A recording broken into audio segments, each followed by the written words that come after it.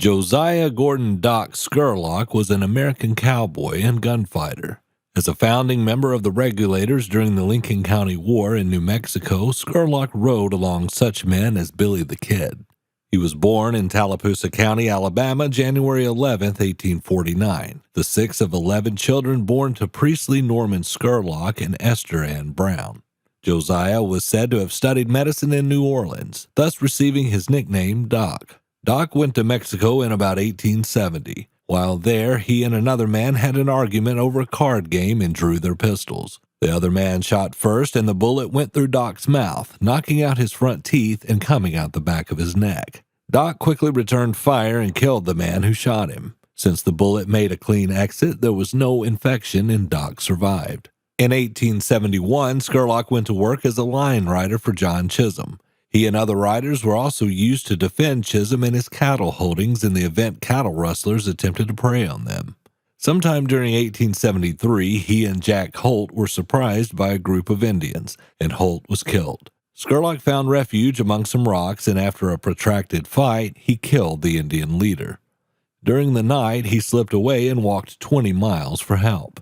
In September 1875, Scurlock was again attacked by Indians, and his riding partner, Newt Higgins, was killed. Scurlock managed to narrowly escape, but he was so upset over the incident he told Chisholm he wanted to quit. Chisholm, however, would not hear of it and refused to pay him. Scurlock then made the newspapers when he stole 3 horses, 2 saddles, and a rifle and left for Arizona.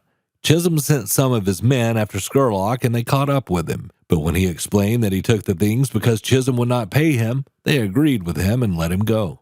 In Arizona, he met Charlie Beaudry, and the two men opened a cheese factory on the Gila River. Some of Scurlock and Beaudry's descendants have said that one of their first employees was Billy the Kid.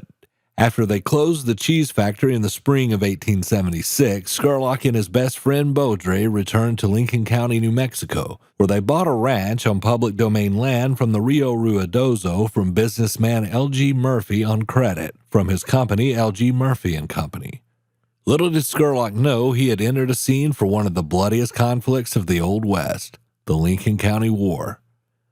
The Lincoln County War began between 2 factions competing for profits from dry goods and cattle interests in the county. L.G. Murphy, James Dolan, or the Murphy-Dolan faction, and John Tunstall and Alexander McSween, or the Tunstall-McSween faction. L.G. Murphy was an Irish-American who had established a highly profitable mercantile and banking operation in Lincoln County in 1873. Since there was no competition, his company boomed, eventually evolving into a monopoly. As a member of the Republican Party political machine known as the Santa Fe Ring, Murphy also wielded considerable power over law enforcement, including Lincoln County Sheriff William J. Brady, who lived on a cattle ranch that he had purchased using money borrowed from Murphy and Dolan's bank. Murphy charged local farmers and ranchers premium prices for their goods, quickly causing many people to feel resentment towards him. In retaliation, rancher John Tunstall and former Murphy employee Alexander McSween opened a rival business in 1876 called J.H. Tunstall & Company. The Tunstall-McSween faction had the support of powerful rancher John Chisholm, and the agreement between the two enraged James Dolan. With Murphy's support, Dolan hired gunmen to try to goad Tunstall into a fight, employing the Seven Rivers Warriors, the Jesse Evans Gang, and the John Kinney Gang. The gangs began rustling Tunstall's herds, or dispersing them, which prompted Tunstall to form a gang called the Lincoln County Regulators, which included Dick Brewer, Doc Scurlock, Billy the Kid, and Charlie Beaudry. On February 18, 1878, while Tunstall was alone, he was shot and killed by Jesse Evans, William Morton, Frank Baker, and Tom Hill, likely under the orders of Dolan. This cold-blooded murder is what sparked the Lincoln County War. To counter Sheriff Brady's lack of action on the murder, McSween took command of the Regulators, having them legally deputized and tasked with the apprehension of the murders. On March 6, 1878, the Regulators captured Morton and Baker, and on March 9, 1878, they executed both men, as well as William McCloskey, a fellow Regulator whom they suspected of being a traitor.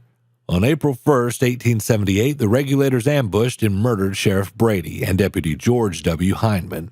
This assassination, according to Robert Marshall Utley, had been ordered by McSween, who had learned that the sheriff was carrying an arrest warrant for him. As the sheriff lay dead, Billy the Kid ran from the place of ambush in order to remove the arrest warrant from Brady's pocket.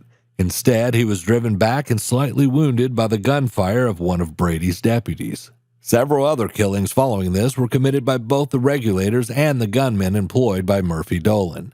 The range war eventually culminated in the Battle of Lincoln. A large confrontation between the two forces occurred on the afternoon of July 15, 1878, when the Regulators were surrounded in Lincoln in two different positions, the McSween house and the Ellis store. Opposing them were the Dolan-Murphy faction and Seven Rivers cowboys. In the Ellis store were Scurlock, Beaudre, Middleton, Frank Coe, and several others.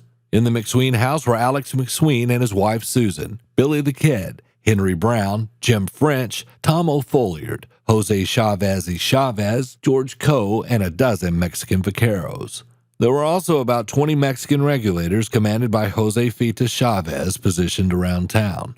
During the next 3 days, the men exchanged shots and shouts.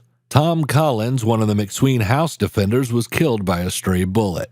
Around this time, Henry Brown, George Coe, and Joe Smith left the McSween house and went to the Tunstall store, where they chased two Dolan men into an outhouse with rifle fire and forced them to dive into the bottom to escape. The impasse continued until the arrival of U.S. Army troops commanded by Colonel Nathan Dudley. When these troops pointed cannons at the Ellis store and other positions, Billy the Kid, Doc Scurlock, and his men fled from their positions, as did Chavez cowboys, leaving those remaining in the McSween house to their fate. On the afternoon of July 19th, the Murphy-Dolan faction set the house afire. As the flames spread and the night began, Susan McSween and the other woman and 5 children were granted safe passage out of the house, while the men inside continued to fight the fire. By 9 p.m., those left inside got set to flee out the back door of the burning house. Billy the Kid and Jim French assessed their situation and figured out a way to escape by using pistol fire as cover and escaping. Jim French went out first, followed by Billy the Kid, O'Folliard, and Jose Chavez y Chavez. The Dolan men saw them running and began shooting, killing Harvey Morris, McSween's law partner. Some troopers moved into the backyard to take those left into custody when a close-quarters gunfight erupted. Alexander McSween and the Seven Rivers cowboy Bob Beckwith both died. The Lincoln County War accomplished little other than to foster distrust and animosity in the area. Many more men would die in revenge killings and murders following the Battle of Lincoln. Doc Scurlock had survived the Lincoln County War and gone on the run with Billy the Kid. At one point, he was imprisoned for the suspected murder of Buckshot Roberts, but he fled before he was tried.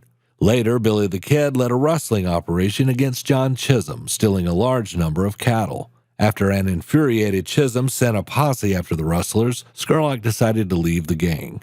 In about October or November 1879, Scurlock moved to Texas, where he settled down and became a highly respected citizen. On the 1880 census in Potter County, Texas, he was keeping the mail station. Doc Scurlock died at age 80 from a heart attack in Eastland, Texas. He is interred in Eastland City Cemetery, along with his wife and other family members.